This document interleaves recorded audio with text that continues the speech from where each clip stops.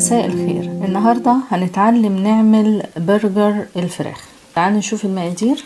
ده كيلو فراخ مفرومة، هي عبارة عن صدور فراخ قطعتها مكعبات وفرمتها في الكبة بعد ما صفيتها كويس قوي من المية بتاعتها. دي حوالي كوباية بقسماط، ممكن احتاج اكتر. وانا بعجن هشوف هحتاج قد ايه. بيضتين متوسطين، معلقتين كبار صوص الباربيكيو، ممكن بداله كاتشب، معلقة صغيرة ملح، نص معلقة صغيرة بابريكا مدخنة اللي هي سموكت بابريكا، دي ممكن نستبدلها بالبابريكا العادية، معلقة صغيرة معجون الجينجر اللي هو معجون الجنزبيل وممكن بداله البودرة، معلقة كبيرة عسل نحل ممكن نستبدلها بدبس الرمان أو السرع.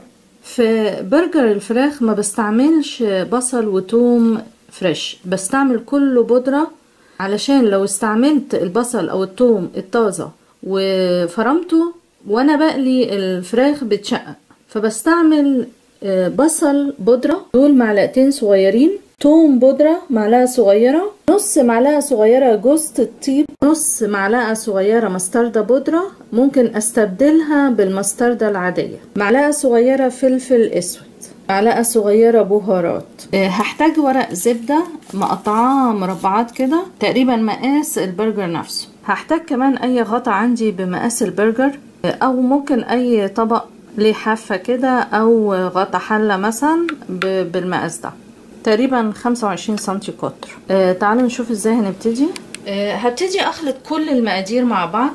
هحط الباربيكيو والبيض والعسل وبقية التوابل كلها والبابريكا والجينجر وجزء من الملح مش كله عشان ما تحتقش مني، واقلبها الاول وبعدين ابتدي اضيف البقسماط حسب ما احتاج.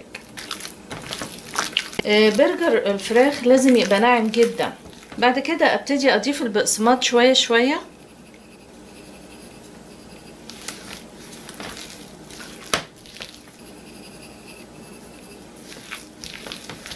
هي كده كفاية. انا حطيت عليها كوباية بقسماط، مش هقدر اشكلها دلوقتي لانها برضو تعتبر طرية. ليه؟ لان البقسماط لسه ناشف، فانا هسيبها ساعة لحد ما البقسماط يتشرب المية اللي في الفراخ واشيلها في التلاجة. عدى على الفراخ تقريبا ساعة، هي تماسكت اهي وحلوة، اقدر اشكلها دلوقتي. الاول بجيب شوية مية وابتدي اقسمها للعدد المطلوب. احط ايدي في المية وابتدي اقسمها. قسمتهم على 8 قطع. هبتدي اشكلهم دلوقتي. اول حاجة هجيب اي طبق كده، ممكن يكون غويط او مسطح مش هتفرق، واحط ورقة زبدة الاول، وبعدين اخد واحدة واحدة احطها في البقسماط واضغط عليها كده، ومن الناحية التانية برضو، وبعد كده احطها في القالب اللي انا مجهزاه. احاول اسويها عشان تاخد شكل القالب ده. بعد كده اقلبها في الطبق بالطريقة دي، وعلى طول احط واحدة ورق زبدة تانية فوقيها، وفي نفس الوقت احاول ارش شوية بقسماط في القالب عشان اللي بعديها ما تلزقش فيها كده.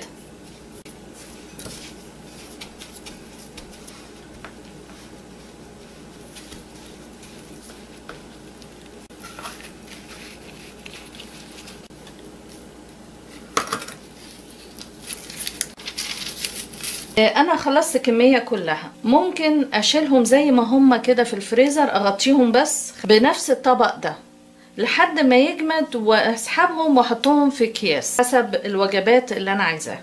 بس وهما بالشكل ده مش هعرف اقليهم دلوقتي، لازم استنى عليهم شوية، احطهم في التلاجة عشان يتماسك لانه هو طري قوي. استنى عليه كده ساعة وبعدين ابتدي اقليه. وطبعا ممكن اشيله زي ما هو في التلاجة لتاني يوم، مش هيجراله حاجة. هبتدي دلوقتي احمر الفراخ. انا حطيت معلقة سمنة واحدة، احط معاها شوية زيت برضو، يعني اخلط ما بين السمنة والزيت، واجهز طبق احط فيه ورق مطبخ عشان اطلع عليه الفراخ. انا معليه النار دلوقتي، اول ما تسخن على طول اهدي النار اهدي النار على طول على الربع كده.